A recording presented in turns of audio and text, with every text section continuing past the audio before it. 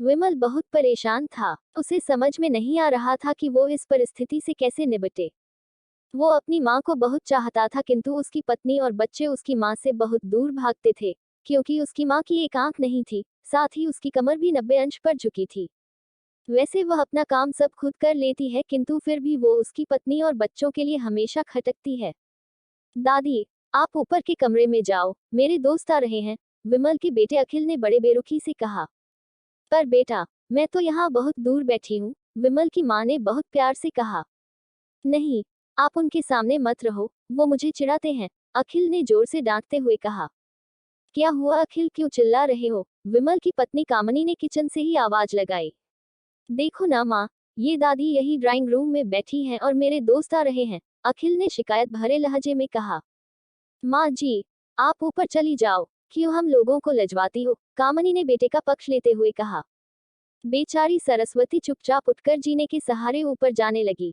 कमर झुकी होने के कारण उन्हें ऊपर चढ़ने में बहुत परेशानी हो रही थी, किंतु वो पूरी ताकत से ऊपर के एक अकेले कोने वाले कमरे में जाकर बैठ गई। विमल बाजू के कमरे से सब सुन रहा था। उसे कष्ट हो रहा था कि उसकी माँ को अपमानित होना पड़ रहा है, किंतु वो असहाय था। अगर वो कुछ कहता है तो पत्नी और बच्चे उसका विरोध करने लगते हैं। दूसरे उनके तर्क भी सही लगते हैं। चूंकि वो एक प्रशासनिक अधिकारी था, उसका सामाजिक स्तर बहुत ऊंचा था। उसकी ससुराल भी एक उच्च घराने में थी, अतः वह चुपचाप इस तरह हर दिन अपनी माँ को अपमानित होते देखता रहता था। रात को विमल की पत्नी ने कहा, देखो जी, अब कुछ करो। कल कलेक्टर साहब की पत्नी आई थी। माँ जी अपनी देशी धुनधारा में उनसे मिली। मुझे बहुत शर्म आ रही थी बताते हुए कि ये मेरी सास हैं।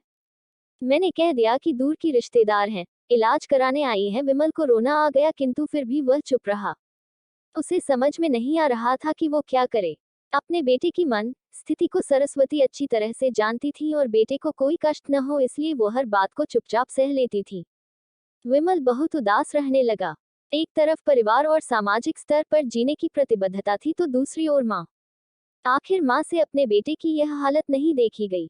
एक दिन उसने अपने बेटे से कहा, विमल बहुत दिन हो गए हैं, मैं अपने गांव जाना चाहती हूँ। मुझे वहां पहुंचा दो, मेरा यहाँ मन नहीं ला रहा। किंतु माँ वहां तो कोई नहीं है, तुम्हारी देखभाल कौन करेगा? विमल ने आश्चर्य से पूछा। अरे, सब गांव वाले तो हैं और वो तुम्हारे मामा जी तो उसी गांव में रहते हैं और फिर हम सारी व्यवस्थाएं कर आएंगे न। कामनी को तो जैसे मन की मुराद मिल गई हो। हाँ बेटा, बहू सही कह रही है, सरस्वती ने लंबी सांस लेते हुए कहा। विमल जानता था कि गांव में मां की देखभाल करने वाला कोई नहीं है, लेकिन अपनी पत्नी की जिद के कारण वह अपनी मां को गांव छोड़ने पर विवश हो गया। मां को गांव छोड़कर आते वक्त उसे रोना आ रहा था तथा अपनी बेबसी पर गुस्सा भी आ रहा था, किंतु परिवार, पत्नी और समाज ने उसके इन मनोभावों को दबा दिया और वो सुकून सा महसूस करने लगा। कुछ दिनों के बाद उसके चाचा, जो अमेरिका में रहते थे, आने वाले थे। जब विमल बहुत छोटा था, उसके पिता जीवित थे तब वो भारत आए थे और उसके बाद वो अब भारत आने वाले थे। पूरा परिवार और आस पड़ोस बहुत उत्साहित था। अमेरिका से विमल के डॉक्टर चाचा आ रहे थे। डॉक्टर रमेश ने जैसे ही घर में कदम रखा, सबने मिलकर बहुत उत्साह से उनका स्वागत किया। क्यों विमल भाभी नहीं दिख रही, कहाँ हैं? डॉक्टर रमेश ने उत्सुकतापूर्वक पूछा। जी वो गांव में रहती हैं, यहाँ उनका मन नहीं लगा, कामनी ने सपाट लहजे में उत्तर दिया। डॉक्टर रमेश ने विमल की ओर देखा तो विमल ने अपनी आंखें झुका ली। डॉक्टर रमेश सब समझ गए। बोले, कल हम भाभी से मिलने गांव चलेंगे सब लोग। दूसरे दिन सभी लोग गांव के घर में पहुंचे। देखा कि सरस्वती को बहुत तेज बुखार है और वो पलंग पर असहाय पड़ी है। डॉक्टर रमेश दौड़कर सरस्वती के पास गए। उनके पैर छूकर रोने लगे। सरस्वती की ये हालत उनकी कल्पना से परे थी। वाह बेटा विमल, तूने तो नाम उजागर कर दिया। अपनी माँ की ये हालत देखकर तुझे तो शर्म भी नहीं आ रही होगी। डॉक्टर रमेश ने विमल को लगभग डांटते हुए कहा। नहीं देवर जी, विमल का कोई दोष नहीं है, मैं खुद गांव आई थी। सरस्वती ने अपने बेटे का बचाव किया। मुझे सब पता चल गया भाभी, आप चुप रहो। क्यों बहू, तुम्हें अपनी सास की कुरूपता पसंद नहीं है? समाज में तुम्हें नीचा देखना पड़ता है ना? डॉक्टर रमेश ने कामनी की ओर व्यंग्य से देखा। कामनी निरुत्तर होकर विमल को देखने लगी। आज तुम जिस सामाजिक स्तर पर हो, वो इन्हीं के संघर्षों की देन है। और बेटा विमल, तुम्हें शायद मालूम न हो कि बचपन में जब तुम 1 साल के थे तब छत से नीचे गिरने के कारण तुम्हारी एक आंख फूट गई थी और तुम्हारी रीढ़ की हड्डी में भी समस्या थी। तब तुम्हारी इस कुरूप माँ ने अपनी एक आंख और अपना बोन मेरो तुम्हें देकर इतना सुंदर स्वरूप दिया था।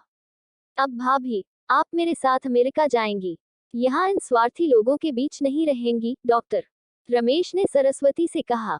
विमल को तो काटो तो खून नहीं था। डॉक्टर रमेश जो उसके चाचा थे, उन्होंने जो राज बताया उसके बाद तो विमल को यही लग रहा था कि उससे ज्यादा पापी इंसान इस दुनिया में कोई और है ही नहीं। वह दौड़ता गया और माँ सरस्वती के कदमों से लिपट गया। माँ, मेरा अपराध अक्षम्य है। मैं जानबूझकर चुप्पी साधे रहा, आपका अपमान करवाता रहा। अब सिर्फ आप ही उस घर में मेरे साथ रहेंगी और कोई नहीं। विमल ने आग्नेय दृष्टि से अपनी पत्नी और बच्चों को देखा। कामनी को भी बहुत पश्चाताप हो रहा था, किंतु उसकी हिम्मत नहीं हो रही थी कि वो सरस्वती से आंख मिलाए।